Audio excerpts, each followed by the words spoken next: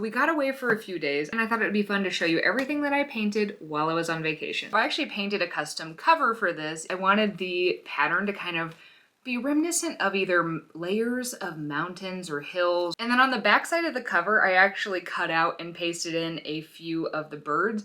I painted a whole page of birds on that new paper that I got, but I'd painted too many, so the overspill went here. And this painting might look familiar because this is the first one I actually did in the sketchbook. It was the view the night that we got there of the pool, and it was perfection. It's also the one that I recreated to leave for the host. After we got back from a hike, I was just so inspired by how simple the structures of the saguaros are. They're also very complex, how some of them move and some of them are straight, and they really seem to grow arms wherever they feel like. So I just kind of played with the shapes and some fun colors. And when we were hiking, I found this piece of wood that was just, I loved the pattern on it. We started really paying attention to the textures of the saguaros and how sometimes that pattern, it goes straight up, other times it's a little wavy, and sometimes it even splits. So I wanted to do kind of an up close study. And I often do like to put some black paper in these little sketchbooks. So I wanted to paint some of these prickly pear cactus using similar materials. I did have to change my colors a bit on the black paper to get them to stand out a bit more. When I painted that huge page of birds, this is actually what I had in mind. But here were some of my favorite birds that we saw.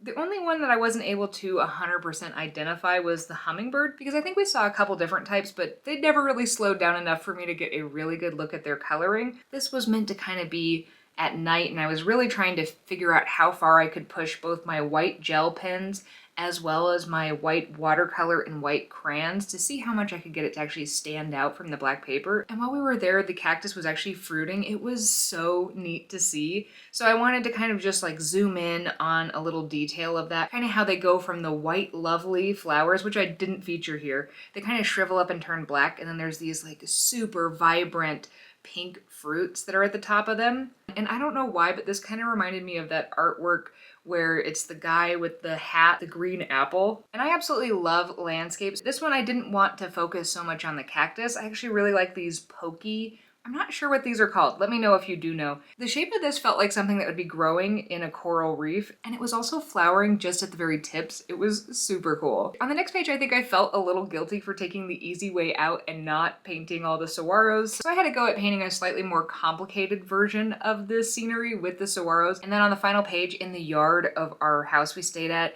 there was just this beautiful blooming flower, and I just wanted to get that burst of color in here. And then I wrote down some of the things that I wanted to always remember about the trip. And I really like how this sketchbook turned out, and I love how it holds so many different memories from our quick little trip to Tucson.